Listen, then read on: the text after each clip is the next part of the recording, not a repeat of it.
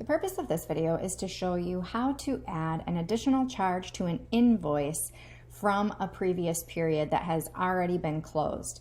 And what I'm talking about right now when I say has already been closed is if you pay sales and use tax and you created an invoice 2 months ago, you've already paid the sales and use tax on that possibly, especially if you're a monthly filer.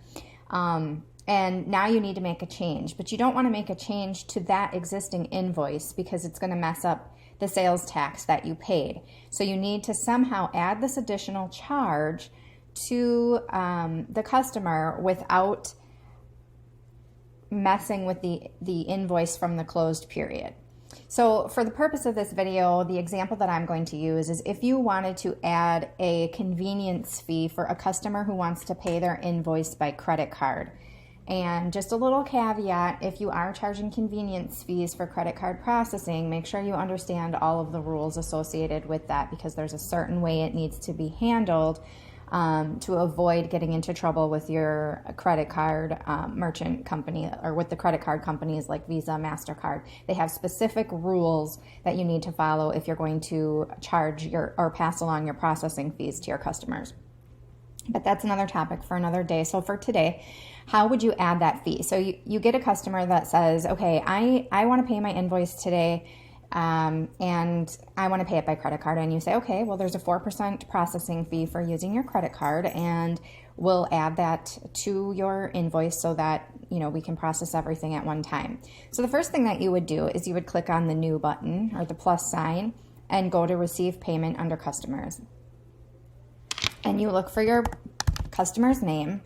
So in this case, I'm trying Barnett Design is the one I was going to use for this. So they owe $274.50 and you want to charge a 4% fee on that. So if we take $274.50 times 4%, the fee that we need to charge is $10.98.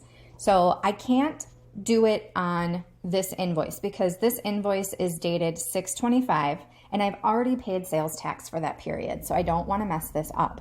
Now, in my particular state, which is Wisconsin, any convenience fees that you charge are actually subject to sales tax if the original invoice was taxable as well. So it would be as though you were adding this to the invoice that you've already given them, and if they paid sales tax on that, then these processing fees are also subject to sales tax. So in this example, we're just going to say that they are.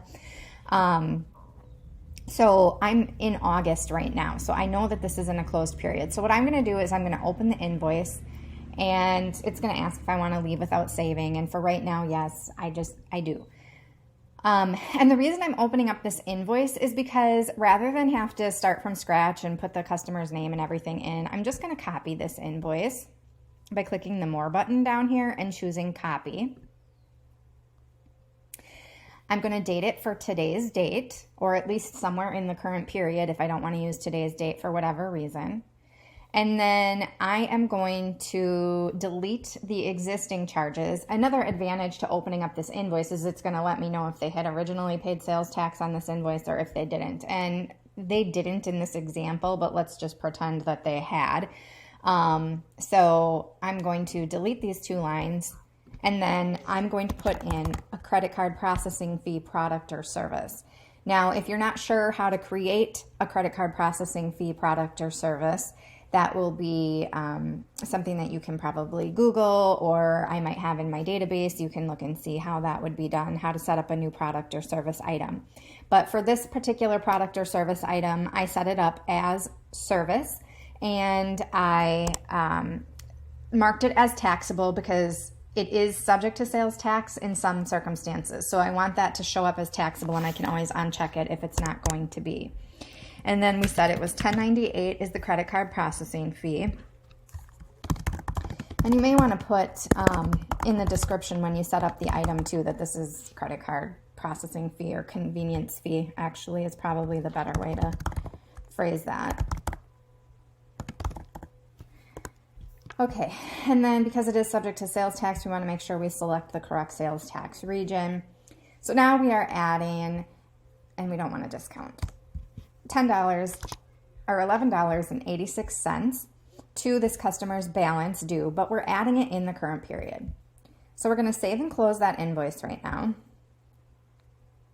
And now we're going to go back to the plus sign and we're going to go to receive payment under our customers. And we're going to type in the customer's name. And now both invoices will show as open and due. So now all we have to do is select both of those invoices or whichever ones that they're paying, and then choose our payment method, which in this case would be a credit card, and then go ahead and process payment for the full amount of the original invoice plus the convenience fee. And then we would just go ahead and save and close that.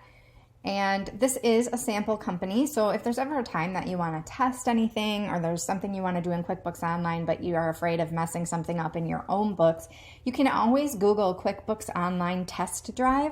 That will bring you to this sample company where you can play with it all you want, make all kinds of changes, do all kinds of things, and it won't mess up your own bookkeeping. And when you're done, it just resets itself back, so it's always something that you can go back to and play around with anytime that you want to test out something or see how something works in QuickBooks without doing it in your own books. So hopefully you found this video helpful. If you did, please give it a thumbs up and subscribe to our channel for more videos and helpful tips on QuickBooks Online and other bookkeeping topics.